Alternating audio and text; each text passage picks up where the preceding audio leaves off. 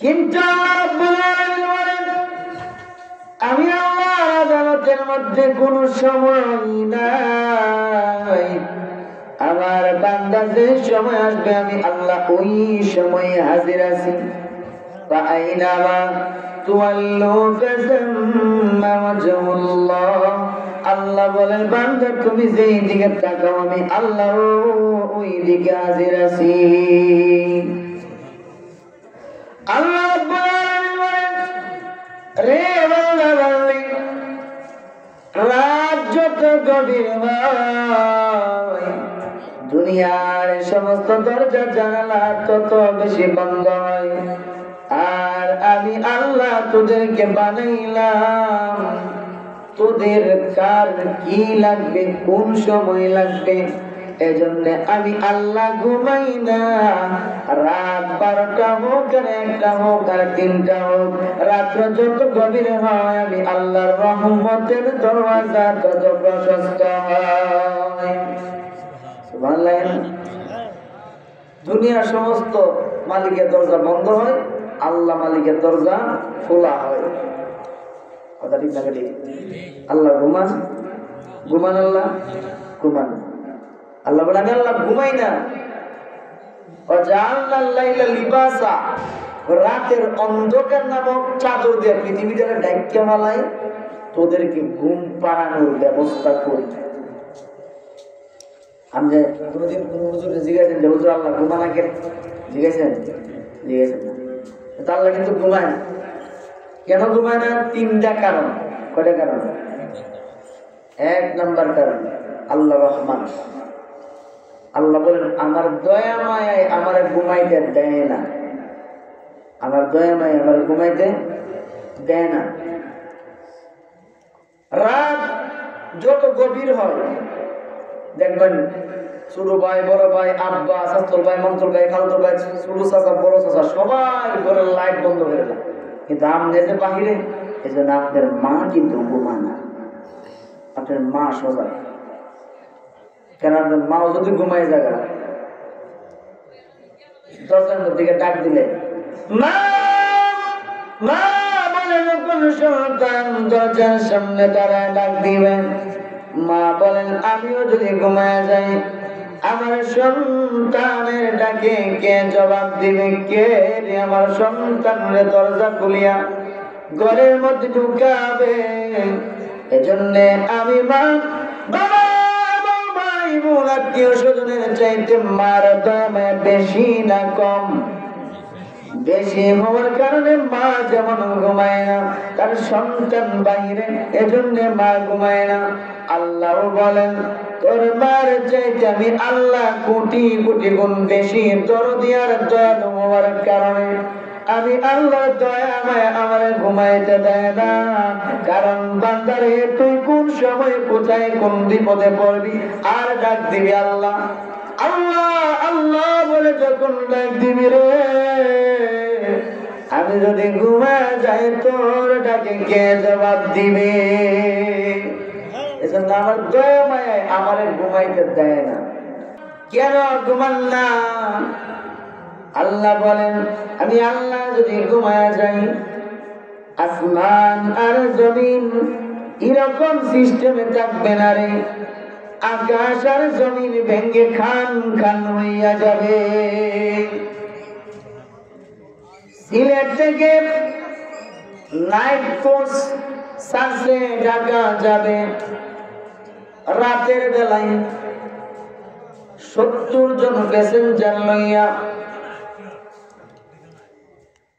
ওই যে ভৈরবের ব্রিজ, মেঘনা ব্রিজের কাছে গিয়ে ড্রাইভার সাহেব বললেন, ও প্যাসেঞ্জার ভাইয়েরা, ভাই বোনেরা, আমি সেই 4-5 ঘন্টা ড্রাইভিং করলাম, আমি খুব ক্লান্ত শ্রান্ত হয়ে গেছি, এবার আমি একটু ঘুমাই।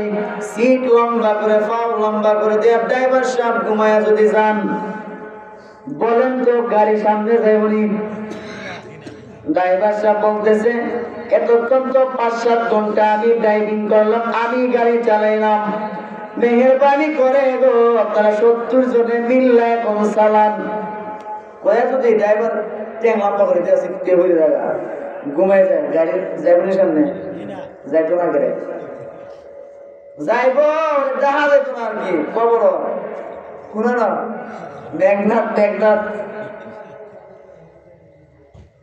70 জন মিলে চালা যাবো না গাড়ি ড্রাইভারের কাম হচ্ছে ড্রাইভার যদি স্টারিং ছেড়ে দেয় আঁকো সরাই দেয় গাড়ি কই যাইব মেঘনাথ মানে খবর ঠিক আল্লাহ রাব্বুল আলামিন বলে আল্লাহ বান্দিরে আসমান জমিন আমি আল্লাহ বানাইলাম শুধু আসমান জমিন নয় রে যত সৃষ্টি আছে যা তুমি চোখে দেখো আর যা দেখো না সব কিছু আমি আল্লাহ বানাইছি আমি আল্লাহ ওইগুলোর পরিচালক আমি আল্লাহ ড্রাইভিং করি আমি আল্লাহ যদি ড্রাইভিং সিট থেকে নামিয়া যাই আমি যদি চক্ষু বন্ধ করিলাই যদি আমার কুদরতি হাতটা সরাইয়া ফেলি যাই না রাখিস রে বান্দা বান্দে যাই না রাখিস আসমান জমিন আর থাকবে না লাজালাতা আসমান জমিনের মধ্যে কিয়ামত আরম্ভ হয়ে যাবে তথা ভূমিকম্প আরম্ভ হয়ে যাবে আমি এগুলোর পরিচালক আমি এগুলো চালাই আমি যদি ঘুমাই যাই পরিচালক ঘুমাই গেল তোর গাড়ির পরিচালক ড্রাইভার যদি ঘুমাই যায় গাড়ি জায়গা মেঘনাথ আমি আল্লাহ ঘুমাই গেলে আসমান বাইঙ্গিয়া জমে বুঝে মুসা আলাইহিস সালাতু ওয়াস সালাম বড় দামি জলিলুল কদর পয়গম্বর আল্লাহরে প্রশ্ন করে গো আল্লাহ আপনি কি ঘুমান না আল্লাহ বলেন মুসা রে এক গ্লাস পানি হাতের মধ্যে নিয়ে দাঁড়াও মুসা নবী এক গ্লাস পানি হাতের মধ্যে নিয়ে দাঁড়াইলেন আল্লাহ দাঁড়াইলাম পানিটা দিয়ে তাকায় থাকো আল্লাহ তাকাই রইলাম কিছুক্ষণ পরে মুসা নবীর চোখের মধ্যে আল্লাহ জাররা পরিমাণ ঘুম দিলেন উঙ্গানি দিলেন সাথে সাথে মুসা নবী যে মাত্র উঙ্গানি দিয়েছেন সঙ্গে সঙ্গে হাত থেকে গ্লাসটা নিচে পড়িয়া পানি নিচে পড়ে গেছে গ্লাসটাও ভেঙে গেছে আল্লাহ বলেন এরে মুসা গ্লাস কই পানি কই আল্লাহ উঙ্গানি আসছিল আল্লাহ বলেন তুমি না আমারে জিজ্ঞাসিল আল্লাহ আপনি কি ঘুমান না মুসা রে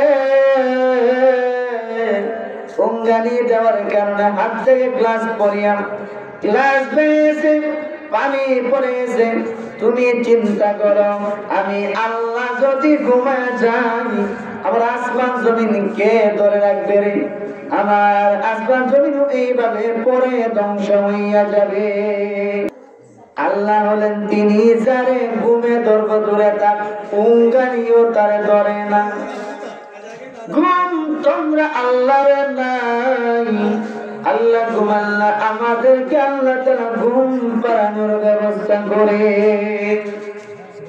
আপনি যদি জিজ্ঞাসা করেন আল্লাহ ঘুম পাড়ানোর ব্যবস্থা কেমনে করলেন আল্লাহ বলেন দিনের বেলা একটা বিশাল বড় লাইট আমি জ্বালায়া দিই যার নাম সূর্য সূর্য যদি রাতের বেলাও জ্বলে থাকতো তুই ঘুমাতে পারতি না দিনের বেলা যতই দরজা জানালা বন্ধ করে ঘুমান দেখবেন মানুষের শব্দ আর না হলে ঘরের দরওয়াজার ফাঁক দিয়া জানালার ফাঁক দিয়া সাধারণ একটুখানি আলো ঘরের মধ্যে ঢুকে যার কারণে ঘুম বারবার ভাঙে যায় ঠিক নেই আর নাইলে ঘুমাইছেন মাঝে মধ্যে মানুষের শব্দ শোনা যায় কে জানে হাটে আল্লাহ বলেন দিনের বেলা লাইটটা ডুবাই দিই সন্ধ্যার সময়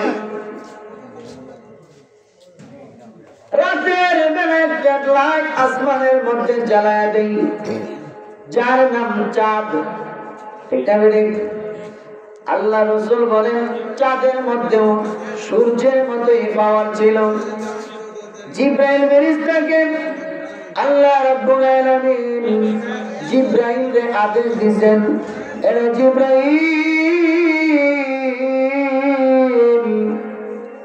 চাঁদের মধ্যে 3 বার আঘাত করো জিব্রাইল 3 বার আঘাত করলেন চাঁদের মধ্যে আর আঘাত করার সাথে সাথে আলো বের হয়ে গেছে আল্লাহ বলেন আলোটাকে সূর্যের সঙ্গে মিলাইয়া দাও আর চাঁদটারে ডিম লাইট বানাইয়া দাও, চাঁদের মধ্যে তোমার হাতের ছাপ তথা দাগ রাখিয়া দাও, আমার বান্দা যেন এই কুদরত থেকে সিজদা দিয়ে দিতে পারে। আল্লাহ রাব্বুল আলামিন বলেন দিনের বেলা সূর্য দিলাম আর রাতের বেলা চাঁদটারে ডিম লাইট বানাইলাম, কেন? যাতে করে তোর চলতেও অসুবিধা না হয়, ঘুমাইতেও অসুবিধা না হয়। আল্লাহ বলেন সারাদিন তুই ঠেলা গাড়ি চালাবি, ভ্যান গাড়ি চালাবি, রিক্সা চালাবি, বাস চালাবি, খেতে কামারে কাজ করবি, হাল চাষ করবি, তুই যখন ক্লান্ত শ্রান্ত দুর্বল হয়ে যাবি আল্লাহ বলেন তুই ঘুমায় যাবি রে, আর ঘুমের মাধ্যমে 6 ঘন্টা 7 ঘন্টা 8 ঘন্টা ঘুমাবি। এই ঘুমের মধ্যে আমি তোর পেছনে নাজিল করে দিনে 10 জন রাতে 10 জন ফেরেশতারা তোর সেবা যত্ন করে, আর 7 ঘন্টা 8 ঘন্টা ঘুমের মাধ্যমে আমি আল্লাহ তোর শরীর থেকে ক্লান্তি দূর করিয়া দেই, তোর সমস্ত ক্লান্তি দূর হইয়া পরের দিন পরিপূর্ণ এনার্জি হইয়া আবার তুই ঘুম থেকে উঠবি। সুবহানাল্লাহ। আল্লাহ বলেন আমি ঘুমাই রাখি তোরে ঘুম পাড়ানোর ব্যবস্থা করি, কারণ তুই না আমার গোলাম, আমি তো তোরে বানাইছি, তোর সবকিছুর আয়োজন আমি করছি, ঘুমের আয়োজন কে করছে? যাই যেদিকে এই দুটি চোখ দেখি মহিমা, তার নিয়ামতের এই দুনিয়ায় হয় না উপমা। আছে আল্লাহ নিয়ামতের কোনো তুলনা হইব? লেখকে জীবনে শেষ করতে পারবে বন্যা। যাই যেদিকে এই দুটি চোখ দেখি মহিমা, তার নিয়ামতের এই দুনিয়ায় হয় না উপমা। তাই যবে তবে এই জবানে সেই নামি জপি, তাই বারে বারে ও তাই বারে বারে ওই কদমে সেজদাতে পড়ি, তার নিয়ামতের শুকরিয়া কেমনে আদায় করি, তাই বারে বারে ও তাই বারে বারে ওই কদমে লুটিয়ে পড়ি। খাদ্য কিনে দাও খাবার দুঃখী জনের সুখ, রাত্রি শেষে আধার কেটে দেখা আলোর মুখ। ধন সম্পদ দিয়া আল্লাহ আপনার পরীক্ষা ফেলাবেন, ফসল নষ্ট করে দিয়ে পরীক্ষা ফেলাইবেন, ফসল বেশি দিয়া পরীক্ষা ফেলাইবেন। পরীক্ষা দুনিয়াটা পরীক্ষার হল, পরীক্ষা দিবেন এখানে, ফলাফল আউড়ে গিয়ে হাসরের মাঠে, হাসরের মাঠ। তিনি হলেন আল্লাহ, আমাদের রাসূল। যাচ্ছেন এক পাহাড়ি অঞ্চল দিয়ে, গিয়ে দেখেন এক সাপুরিয়া রাস্তার মধ্যে সাপের খেলা দেখা। কি আর গেল? সাপের খেলা, সাপটারে কষ্ট দিতেছে। আল্লাহ রাসূল বললেন এই সাপুরিয়া ভাই, সাপটারে এটা তো আল্লাহর একটা সৃষ্টি, এটা দিয়ে কষ্ট দেওয়ার দরকারটা কি? মা নাম তো মা ইসলাম, কে আপনি? আপনার পরিচয়, আপনার নাম কি? নবীজি বলেন আমার চিনস না? তো না, তো সাপটারে চিনা, হে আমারে চিনে। সুবহানাল্লাহ। ইহুদি সাপুরিয়া বলেন সাপ কথা বলতে পারে না, সে আপনাকে কেমনে চিনবে? সে আপনার পরিচয় কেমনে বলবে? আপনি আপনার পরিচয় দেন। আল্লাহ রাসূল বলেন সাপটারে জিজ্ঞাসা, যদি কথা বলতে না পারে আমি তো দাঁড়ানো আছি, আমি আমার পরিচয় দিব, তুই আগে জিজ্ঞাসা।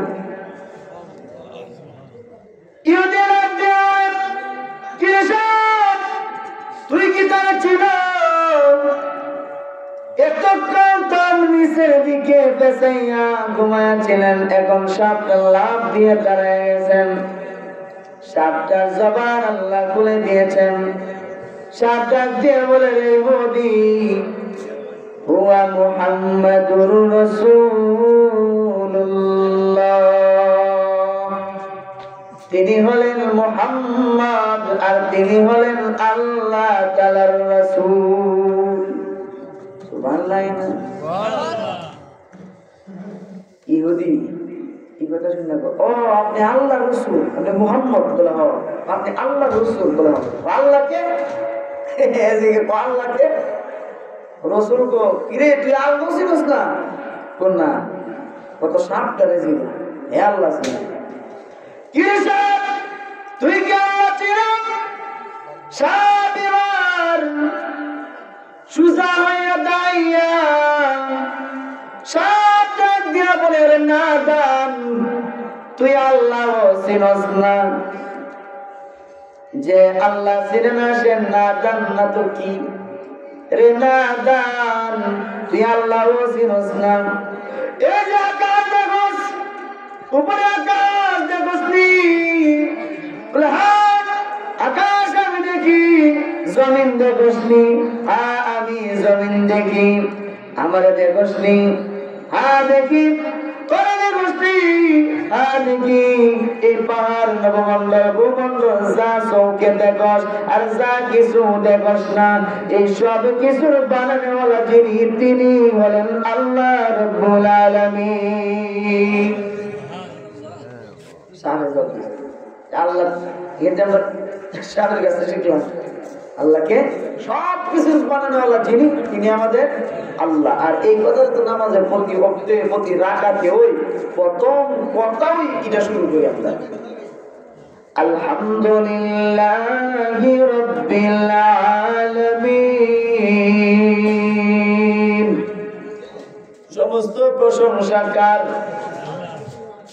আলহামদুলিল্লাহি রাব্বিল আলামিন। সমস্ত প্রশংসা হয় আল্লাহর জন্য, যিনি তামাম জগতের পালনেওয়ালা। ঠিক না ঠিক? আর আল্লাহ তাআলা আমাদেরকে বানাইয়া দুনিয়ার জমিনে ছাড়িয়া, আল্লাহ কিন্তু আমাদের দিক থেকে নজর ফিরে নিচের ব্যাপারটা এরকম না, আল্লাহ আমাদের সঙ্গে সঙ্গেই আছেন। ঠিক না ঠিক? আমরা যা কিছু করিনি, যা কিছু বলি রে, সব কিছু আল্লাহ তাআলা আমাদের পাশে আমাদের সাথে থাইকা থাইকা নিজে সাক্ষী হইতেছেন। আচ্ছা ঠিক না ঠিক? আল্লাহ কিন্তু নিজে সাক্ষী। ওই কিয়ামতের কঠিন ময়দানে আল্লাহ রাব্বুল আলামিন কোন সাক্ষী আল্লাহর দরকার নাই। আল্লাহ কিন্তু এমন আল্লাহ যিনি আমাদের সঙ্গে থাইকা আমাদের সমস্ত গুনার কাজ এবং ভালো কাজ সব কিছু নিজের চোখে দেখতেছেন আর নিজের কানে শুনতেছেন। ঠিক না ঠিক? আল্লাহ তার বান্দা বান্দির সাথেই আছেন। বান্দা তুমি যত গুনাহ করো আল্লাহ কিন্তু দেখতেছেন। গুনাহটা নীরবে নীরবে করবি, আবার নীরবে গোপনে আল্লাহর কাছে কান্নাকাটি করবি। আল্লাহ বলেন গোপনে কাঁদবি, গোপনেই আমি মাফ করে দিব। আর গুনাহ করবি প্রকাশ্যে, মানুষ সাক্ষী হয়ে যাবে রে। যাই না রে গো, গোপনে কবিরা গুনাহ করলে যে যেরকম হয়, প্রকাশ্যে হাজার মানুষের সামনে সগীরা গুনাহ সমান ধরনের হয়। কারণ গোপনে কবিরা গুনাহ করলে কেউ জানে না, আল্লাহ জানে আর তুমি জানো। গোপনে মাপ চাইবা, আল্লাহ বলেন আমি আমার বান্দারে গোপনেই মাফ করে দিব। কিন্তু হাজার মানুষের সামনে গুনাহ করলি, তোরে মাফ করলে হাজার মানুষ যে সাক্ষী আছে তার কি হবে বল? কিয়ামতের মাঠে প্রশ্নবিদ্ধ হয়ে যাবি। সাক্ষী দাঁড়াবে হাজার হাজার মানুষ। এজন্য মানুষের সামনে কোনো গুনার কাজ করবা না, গুনার কথা বলবা না। কারণ যা বলবি ওই মানুষগুলো কিয়ামতের মাঠে তোর বিরুদ্ধে সাক্ষী দিবে।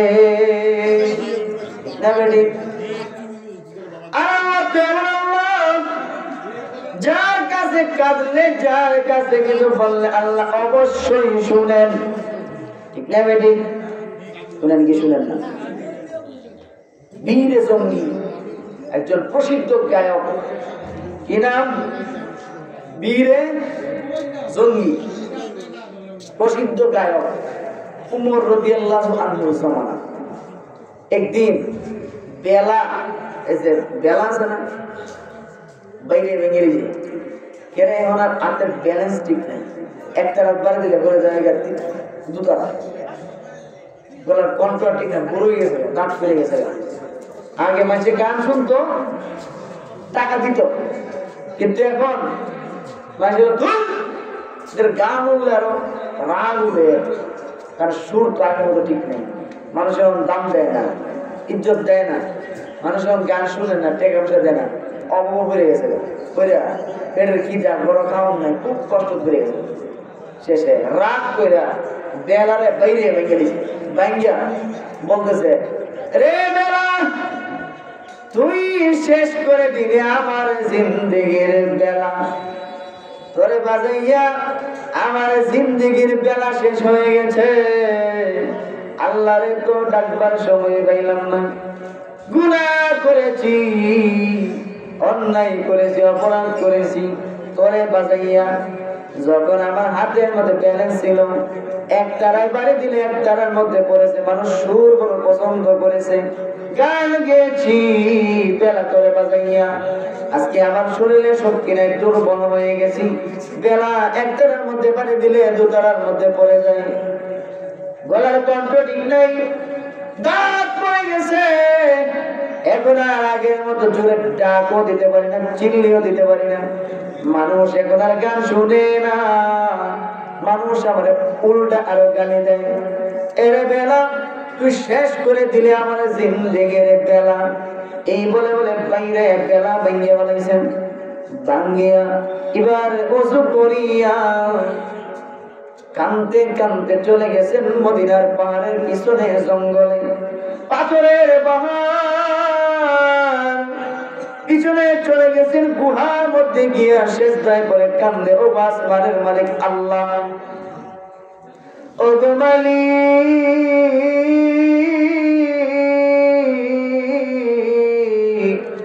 জীবনটারে শেষ করে ফেললাম বেলা বাজাইয়া বাজাইয়া, তোমার এত ডাকলাম না, নামাজ পড়লাম না, রোজা রাখলাম না, এই শেষ বয়সে আইসা আল্লাহ তোমার কথা মনে পড়ছে।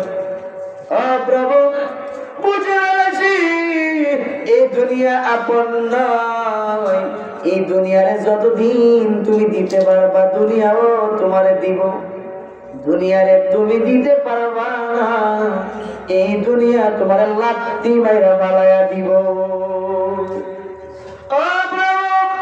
এতদিন আমি দুনিয়ারে দিয়েছি হাতে, বেলা বাজাইছি, সুরে গান গাইছি, মানুষ শুনছে আর টাকা দিছে, আমি দুনিয়ারে দিতে পারছি, মানুষ আমারে দিছে, দুনিয়াও আমারে দিছে, এখন আর পারি না, হাত অবশ হয়ে আসছে, সুর আমার বেসুরা হয়ে গেছে। ও প্রভু, এই অবস্থায় তুমি মালিকের দরবারে হাজির হইলাম, আল্লাহ দুনিয়ার সমস্ত মানুষ আমারে ভুলে গেলেও আমি জানি তুমি কিন্তু ভুলো নাই, কারণ আমি জানি গো দুনিয়ার সমস্ত মানুষ মানুষকে ভুলে গেলেও তার বানানোওয়ালা আল্লাহ কিন্তু তারে ভুলে না। আমি জানি মুহাম্মদুর রাসূলুল্লাহ বলেছেন, তুমি নাকি কাফেরের জিহ্বার দিকে তাকায়া থাকো, একবারই আল্লাহ কয়ে ডাক দিয়ালা, আল্লাহ বলে ডাক দিলে তুমি কাফেরটারেও তোমার আপন হিসেবে ঘোষণা দিয়া দিবা।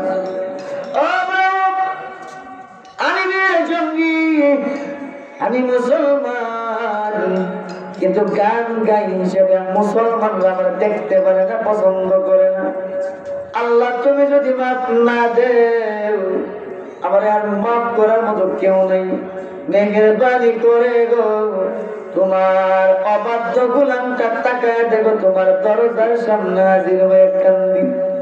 এরকম করে কাঁদতে কাঁদতে বীর জঙ্গি কাঁদতে কাঁদতে মদিনার পেছনে পাহাড়ের গুহায় পরে বেহুশ হয়ে গেছেন।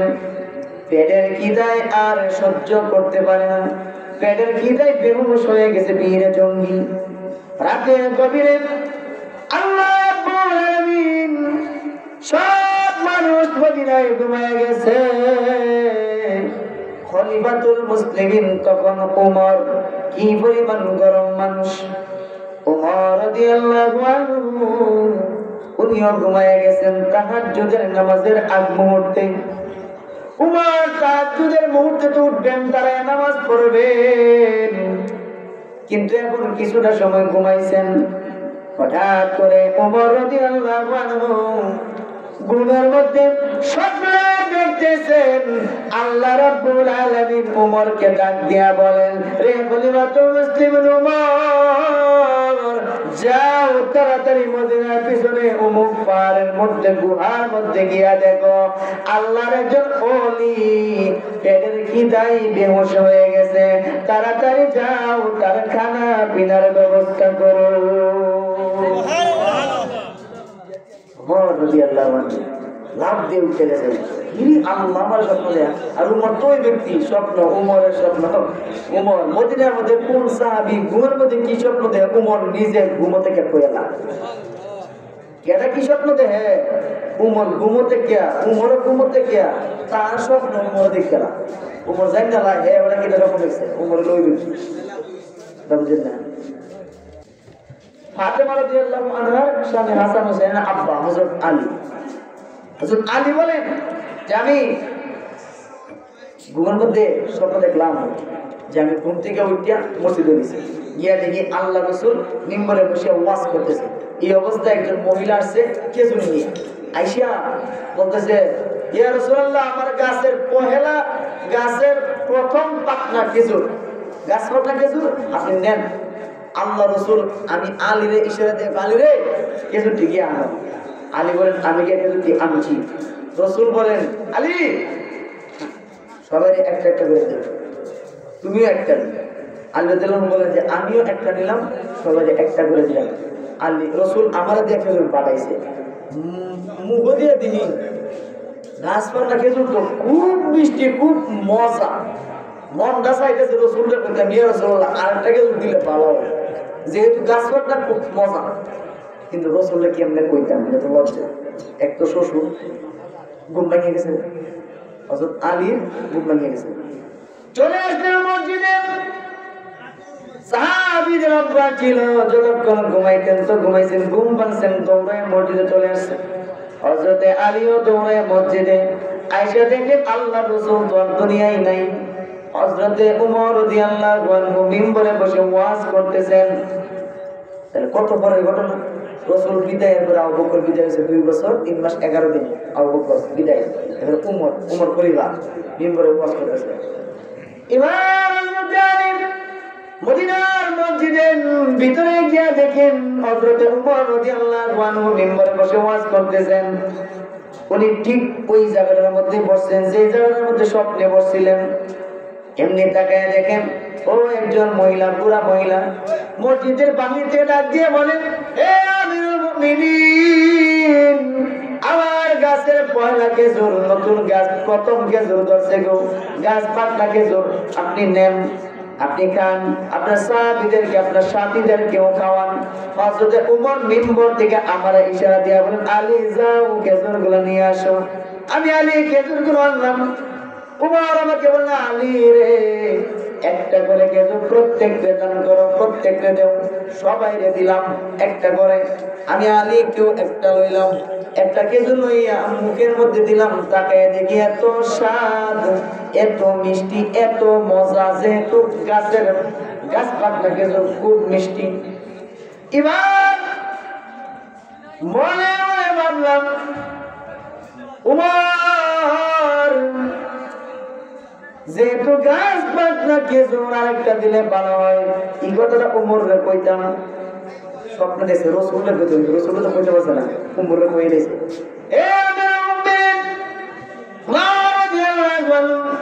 যেহেতু গাছ পাকনা খেজুর আর খাইতে খুব মজা আর মিষ্টি, মেহেরবানি করে আরেকটা দিলে ভালো হয়। একটা খাইয়া দিলাম যে আরেকটা দিলে ভালো হয়, এমনই ওমর রাদিয়াল্লাহু আনহু উনি ডাক দিয়া বলেন, আরে আলী,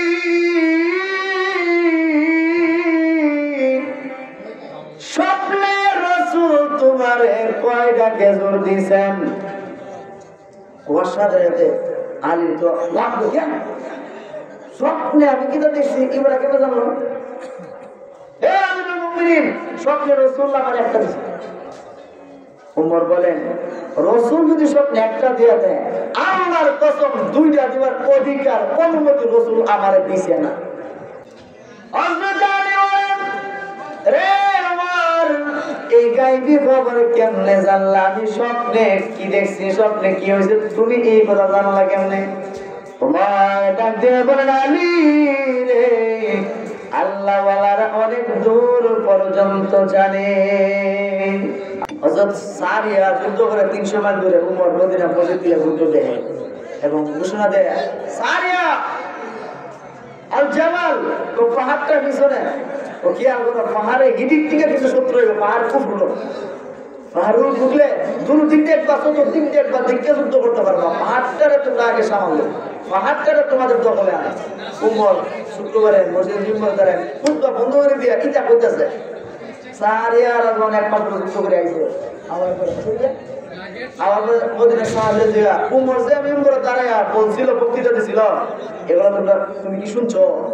সারিয়া ওই দিন যদি উমর এই বক্তব্য না দিত তাহলে আজকে আমরা কেউ জিন্দা বিরত খাইতে পারতাম না। এত দূর ওই উমরতে এই আল্লাহ ঘুম থেকে উঠেই দৌড় শুরু করলেন মদিনার ওই পাহাড়ের দিকে, যে পাহাড়ের কথা আল্লাহ স্বপ্নে জানাইছেন। দৌড়ে যায় গিয়া দেখেন পাহাড়ের গুহার ভিতরে একজন একবার কুল হয়ে পড়ে আছে। কান দিয়ে উঠাইলেন, উঠাইয়া তার একটু পানি পান করালেন, জমজমের পানি পান করাইয়া খেজুর দিলেন। তাকে দেখেন যেই মাত্র চেহারাটা দেখছেন, দেখে বলেন, কিরে তুই বীর জঙ্গি না? বলে হ্যাঁ। তোরে তো আমি ঘৃণা করি, তোরে তো ঘৃণা করি, তুই না একটা গায়ক, তুই না বেলা বাজায় গান গাস, তোরে ঘৃণা করি। কিন্তু আজকে এমন কি কাম করলি রে? আজকে কি এমন কাম করলি, কাম বানায় লাইছ? হীরে জঙ্গি বলেন, তেমন কিছু করি না, বেলাটা বাইরে ভাঙ্গা লাইছি, বেলা বাইরে ভাঙ্গা আল্লাহর কাছে তওবা করছি। আল্লাহ তাআলা জানি না কতটুকু কবুল করেছেন। হযরতে ওমর রাদিয়াল্লাহু আনহু বলেন, আল্লাহ কেমন কবুল করছে বুঝছ না? আমার ঘুম থেকে স্বপ্ন দেখাইয়া উঠাইয়া আমার আদেশ দিবেন, তোরে যাতে খানা পিনার ব্যবস্থা করে দেই।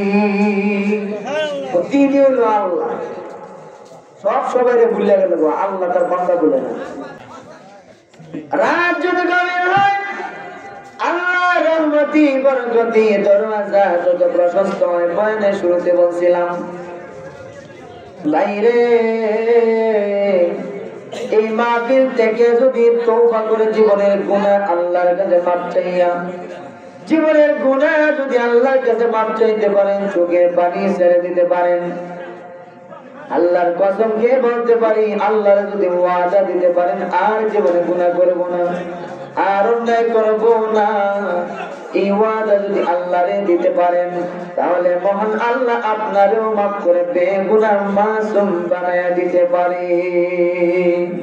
পারে কি পারে না?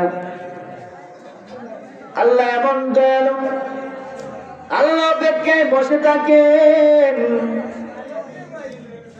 ফজর পর্যন্ত। আল্লাহ রাব্বুল আলামিন প্রথম আসমানে আয়েশা ডাকাডাকি করেন, আইরে গোলাম আয়, আমি আল্লাহ তোর মাফ দেওয়ার জন্য রেডি আছি, তুই শুধু আমি আল্লাহর কাছে একবার বল, আল্লাহ আমি অন্যায় করেছি আর গুনাহ করব না। একবার বলবি, আমি আল্লাহরে ডাক দিবি, আর আমি আল্লাহ তোর জিন্দেগিতে গুনাহগুলো মাফ করিয়া দিব। 60 বছর গুনাহ করলি, 60 বছর 70 বছর পরে যদি আয়েশা তোর স্মরণ হয়, তোর যদি মনে হয় যে আমি তো জীবন কাটাই গেলাম গুনাহ করে করে, গুনাহ করে করে, রব্বুল আলামিন আর গুনাহ করব না, আল্লাহরে যদি ওয়াদা দিতে পারো আর গুনাহ করব না, আর যদি সত্যি গুনাহ করে ছাড়িয়া দাও, তুমি যদি চোখের পানি ছেড়ে দিয়ে কাঁদতে পারো রে গোলাম, আল্লাহ বলেন তোর চোখের পানি নাকের আগে আসার আগে আগে আমি আল্লাহ গফুর, আমি আল্লাহ গফফার, আমার গফুর রহিম নামের খাতিরে তোর বাকি জিন্দেগির সব গুনাহগুলো মাফ করে দিব।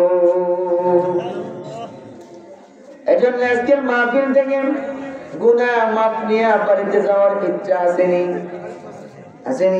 থাকলে মাহফিল শেষে মুনাজাতের মধ্যে কান্নাকাটি করবেন, তওবা করবেন, দোয়া করে যাবেন যাতে মহান আল্লাহ প্রত্যেকের জিন্দেগির গুনাহ মাফ করিয়া দেন।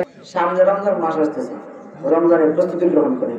এই যখন যে মাসটা চলতেছে শাবান মাস চলতেছে না, এই মাসে আল্লাহ রাসূল সাল্লাল্লাহু আলাইহি ওয়াসাল্লাম এত বেশি রোজা রাখতেন।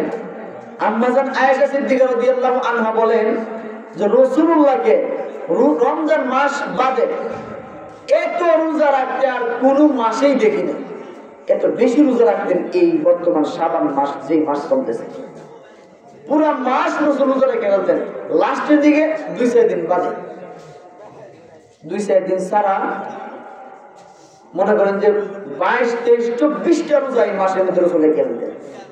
আমাদের আয়েশা বলেন যে আমরা মনে করতাম যে রমজান মাস মনে শুরু হয়ে যাবে, রাসূলের রোজা রাখা দেখি। রমজান মাস আসতেছে, রমজান মাসে রোজা অবশ্যই রাখবেন। রোজা রাখার ইচ্ছা আছে তো ইনশাআল্লাহ? আছে তো?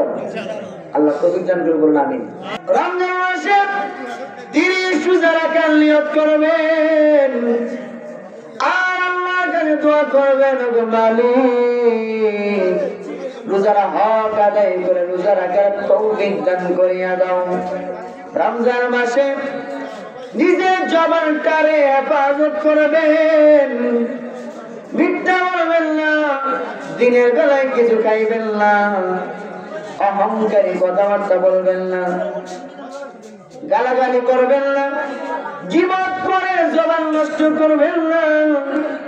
আপনি শুধু আহার বন্ধ করে দিয়ে, স্ত্রী সহবাস বন্ধ করে দিয়ে রোজা রাখলে শুধু রোজা হয় না রে, অঙ্গ প্রত্যঙ্গেরও রোজা আছে না নাই? আপনার হাত দ্বারা মুখ দ্বারা যাতে কোনো মানুষ কষ্ট না পায়, কারণ রমজান মাস আসে লাআল্লাকুম তাত্তাকুন, তোমাকে মুত্তাকি বানানোর জন্য রমজান মাস আল্লাহ দান করেন।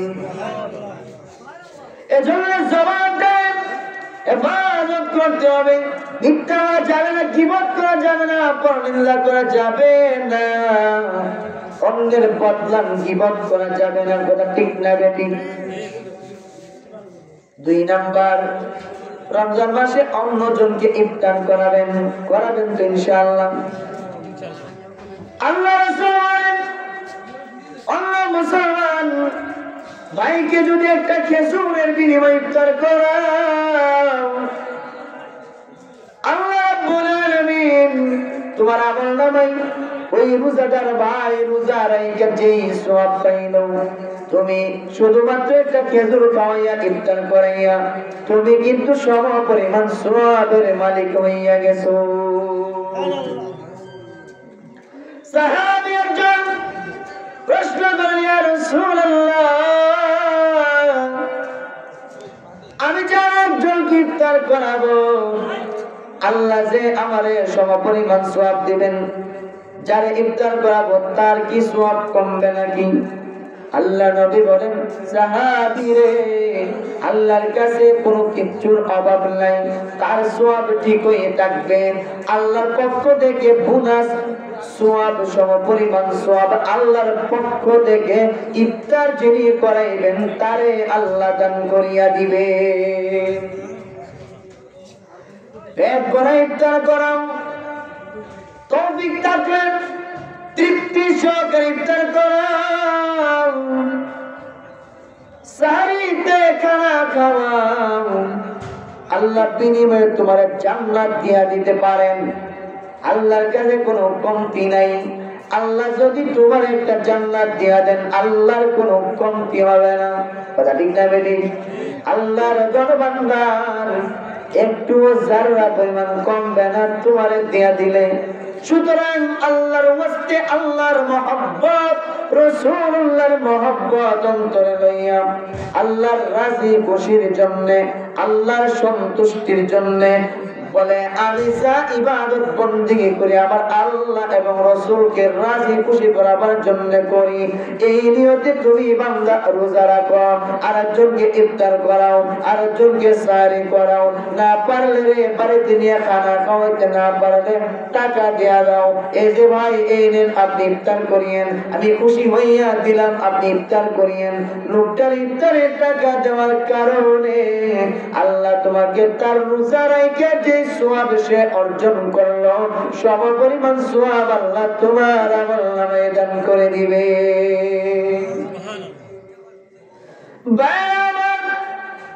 রমজান মাস এমন একটি গুরুত্বপূর্ণ মাস, যে মাসে একটা নফল ইবাদত করলে অন্য 12 মাসে ফরজের সমান সওয়াব আল্লাহ আমলনামার মধ্যে দান করে দেন। রমজান মাসে একটা ফরজ ইবাদত করবি 70টা ফরজের সমান সওয়াব আল্লাহ আমলনামায় দান করেন। রমজান মাসে কুরআন তিলাওয়াত করবি, একটা অক্ষর কুরআন তিলাওয়াত করলে অন্য মাসে 10 নেকি, আর রমজান মাসে 7 থেকে 700 গুণ বৃদ্ধি করে নেকি দান করা হয়।